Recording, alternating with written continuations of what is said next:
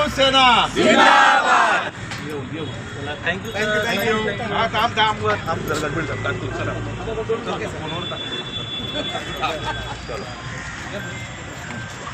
आलेलो आहोत जे आहोत आम्ही सगळे आकडा काय आमची 7 नगरसेवक आलेलो आहोत आणि बाकीचे पण इतर आलेले आहेत 11.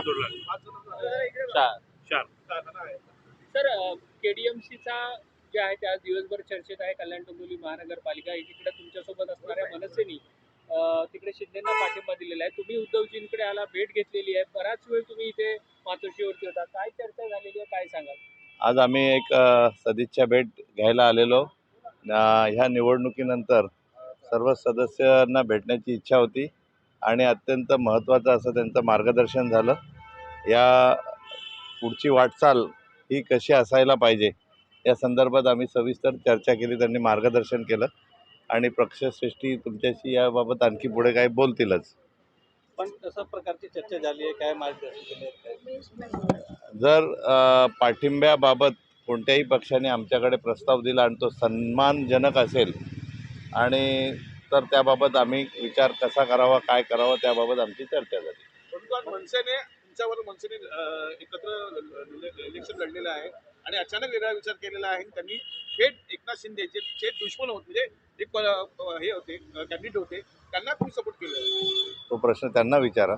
तुमच्याची काय चर्चा झाली की नाही तुमच्याकडे काय चर्चा तुमची काय चर्चा झाली की त्या संदर्भात? आमच्याशी काही चर्चा झालेली नाही आणि त्यांनी तो त्यांचा त्यांना पाठिंबा द्यायचा आहे तो त्यांनी दिला असेल. त्यांच्या काय टर्म कंडिशन असतील त्या हिशोबाने. आपल्या ठाकरेंची नगरसेवक आहेत, त्यांना कोणी संपर्क केला होता म्हणजे आमच्या आमच्या संपर्क आहे. वरिष्ठ पातळीवर चर्चा सुरू आहे.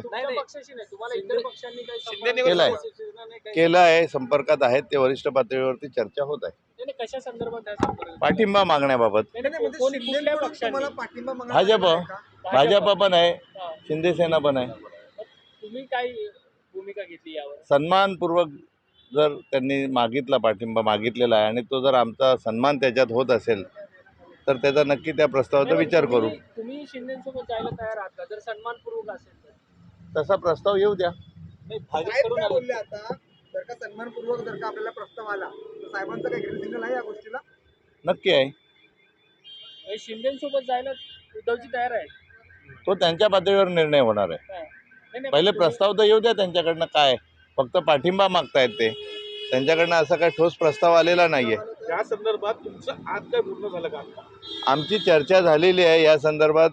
उद्धवजी साहेबांनी मार्गदर्शन केलेलं आहे आणि त्यांच्याकडनं काय प्रस्ताव येतोय, भाजपकडनं काय प्रस्ताव येतोय, नाही तर आम्ही सक्षम विरोधी पक्षाची भूमिका बजावायला सक्षम आहोत. नाही सर, एक थेट प्रश्न आहे. तुम्ही फक्त सन्मानजनक म्हणताय. जर सन्मानजनक तोडगा तुम्हाला मिळाला शिंदेकडून तर तुम्ही सोबत जायला तयार आहात? येऊ तर द्या ना, येऊ तर द्या ना. आलेला नाहीये ना, येऊ तर द्या. नक्की विचार करू ना त्याच्यावरती. वरिष्ठ पातळीवर निर्णय होईल ना. तुम्हाला शिंदेसोबत जायला काही वावडं नाही? आता अर्थ तुम्ही काढू शकत नाही की वावडं नाहीये. प्रस्ताव तर येऊ द्या. तुम्ही त्यांना विचारा ना प्रस्ताव. हा प्रस्ताव त्यांना विचारा ना. तुम्ही प्रस्ताव दिला आहे का? तुम्ही पाठिंबा मागितला आहे का? त्यांना विचारा. उद्धव ठाकरेंशी बोललं तर उद्धव ठाकरेंचं काय मत होतं सर? बघा, आमचा दीपेशजी म्हात्रे साहेबांशी चर्चा झालेली आहे. त्यांनी प्रस्ताव दिला आहे. भाजपकडनं प्रस्ताव आला आहे.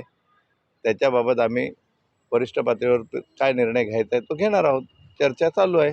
तुमचे काही नगरसेवक संपर्कात नाही? काही 2-3 नगर 4 नगरसेवक नॉट रिचेबल आहे तर त्याच्यावरती पक्ष कारवाई करणार आहे. ते अनुपस्थित राहिलेले आहेत गटनेत्याच्या निवडणुकीमध्ये. आज गटनेता म्हणून जी माझी निवड झाली आणि त्याच्यामध्ये त्यांना शोकॉस नोटीस बजावलेली आहे, कारणे दाखवा नोटीस बजावलेली आहे आणि त्यांचं सदस्यत्व पत्र त्याच्यामध्ये ते धोक्यात आलेले आहेत आणि त्याला पुढे आणखी तुम्हाला दिसेल काय आहे ते.